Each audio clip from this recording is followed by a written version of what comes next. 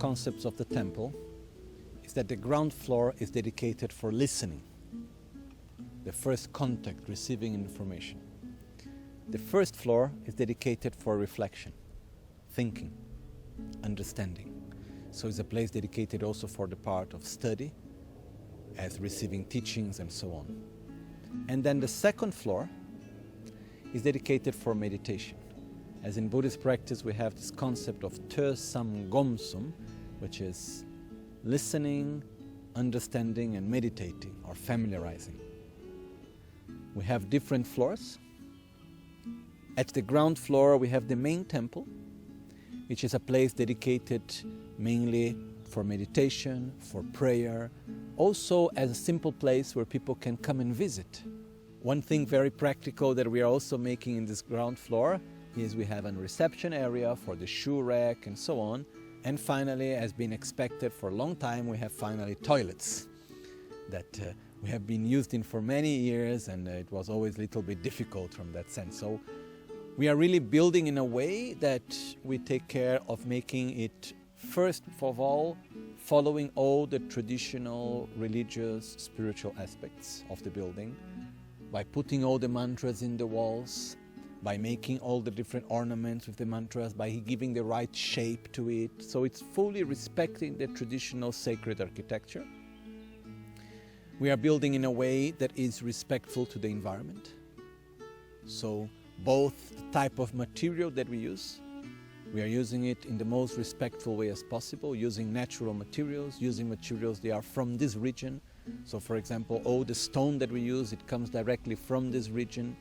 We try to use the workers from here and everything else in this way. So we have built this temple from the point of view of the energy efficiency in the best way as we could. So the whole building is very well isolated in a natural way, using not the plastic materials that commonly are used, but we were able to use everything with cork. So it's very naturally done, so the building can breathe and at the same time isolate itself from heat and cold. The heating and the cooling system are being done with geothermal together with solar panels for energy, which means that in a sunny day of winter, the whole heating system, we generate the all energy that we need to heat the place. Or in a very hot summer day, the whole cooling system, it's also fully self-sustainable.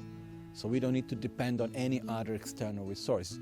And together also taking into consideration the use of the space and most of all the people that will use these spaces, which means the comfort, acoustic comfort, thermal comfort, the way how the spaces are distributed. I have been thinking about all of this in order to offer the best for everyone that will come here. So in the ground floor we have the main temple with the reception and the toilets.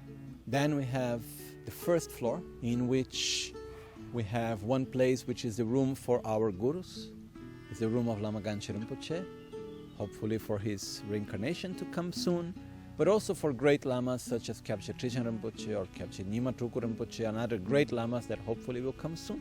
Then we have in the main part of the first floor, there is the Temple of Terra, which is a hall of around 200 square meters, which will be dedicated mainly for teachings. And at the same floor, on the northern side, on the back, we have one beautiful room dedicated for the body. Body and mind always needs to go together. And at the same floor, we still have a bit smaller space, which will be our museum, as Rinpoche called the Peace Culture Museum, which should be a multimedia museum dedicated in the memory of our Guru, but also on different subjects. So we can talk about Tibetan medicine, we can talk about the life of Buddha, we can have expositions about many different subjects. On the last floor, we have a very beautiful meditation hall that looks towards the lake, which it's around 200 square meters. It should be used mainly for retreats and meditation practices. At the same floor we have one of my favorite parts of the whole temple, which is the library, which is a very beautiful space dedicated to study. It will also be a library where we have all the books connected to our lineage.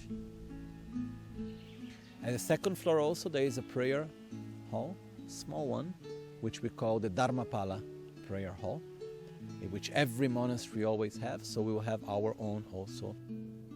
The project of the temple also contemplates a whole system of audio-video.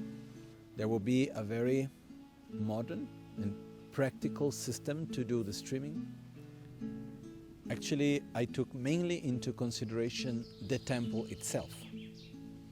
But as we moved along the path of building, it came out other very important needs that we couldn't take into consideration. There is the whole infrastructure of system for fire prevention. We need to have the whole electric part, which was not really existing in the right way. There is the part of taking care of water. There is a lot of issues connecting infrastructure, even a road that the local government requests us to build. So all of this, we took courage and we say, let's do it. And we are making it all at the same time.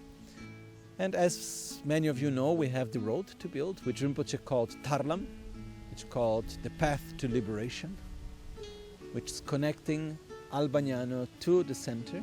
So I've been looking at the various possibilities and trying to make it in the best way as possible. I'm trying really to give the best for our Sangha, the best for this world. Making it, I believe that a temple is something that it's very important in our life.